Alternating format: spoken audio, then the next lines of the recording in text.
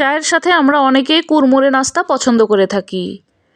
সন্ধ্যার নাস্তায় চায়ের সাথে মজার এই কুড়মুড়ে নাস্তাটি সুজি, ময়দা ও ডিম দিয়ে একদম কম সময়ে তৈরি করে নিতে পারবেন। আসসালামু আলাইকুম, কেমন আছেন সবাই? যে যেখান থেকে আমার ভিডিওটি দেখছেন সবার জন্য রইল অনেক অনেক শুভেচ্ছা ও ভালোবাসা।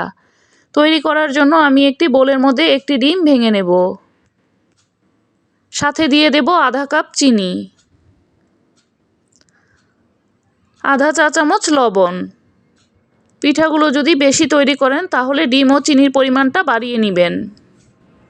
এখন ডিম ও চিনির মিশ্রণটাকে ভালোভাবে ফেটিয়ে নেব। ফেটিয়ে নেওয়া হয়ে গেলে কালারটা দেখতে ঠিক এই রকম হবে।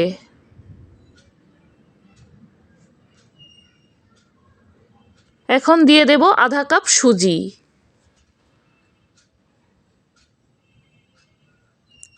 এক কাপ ময়দা, চাইলে এখানে ময়দার পরিবর্তে আটাটাও নিয়ে নিতে পারেন। 4 টেবিল চামচ গুঁড়া দুধ, গুঁড়া দুধটা দিলে কিন্তু স্বাদটা খুব ভালো আসে। অবশ্যই এখানে গুঁড়া দুধটা দেওয়ার চেষ্টা করবেন। এখন সবগুলো উপকরণকে একসাথে ভালোভাবে মিশিয়ে এরকম একটা শক্ত ডো তৈরি করে নেব। এদিকে চুলায় একটি প্যান বসিয়ে তেল দিয়ে দেব। চুলার আঁচটাকে কিন্তু একদম লো হিটে করে তেলটাকে বসিয়ে রাখবো। এখন ডোটা থেকে ছোট ছোট করে নিয়ে পিঠা তৈরি করে নেব।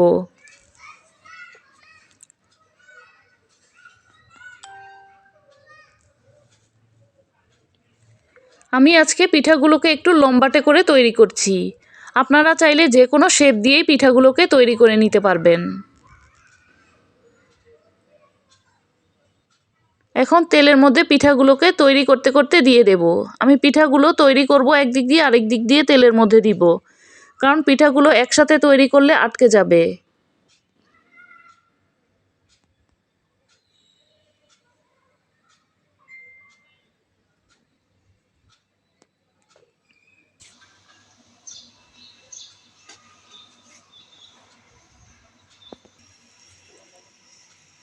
পিঠাগুলোকে আমি এভাবে তেলের মধ্যে তৈরি করে দিয়েছি। এখন চুলার আঁচটাকে মাঝারি হিটে করে নেব। চুলার আঁচটা মাঝারি হিটে করে পিঠাগুলোকে ভেজে নেব। খুব বেশি বাড়িয়ে দিলে পিঠাগুলো উপর থেকে মুচমুচে হবে না, পিঠাগুলো পুড়ে যাবে। একটা পাশ হয়ে গেলে অপর পাশ আমি উল্টে দেব।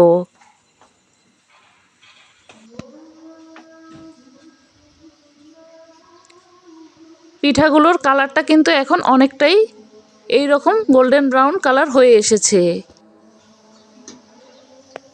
এখন আমি পিঠাগুলো গরম অবস্থায় কিছুটা নরম থাকবে, ঠান্ডা হলে কিন্তু একদম কুড়মুড়ে হয়ে যাবে।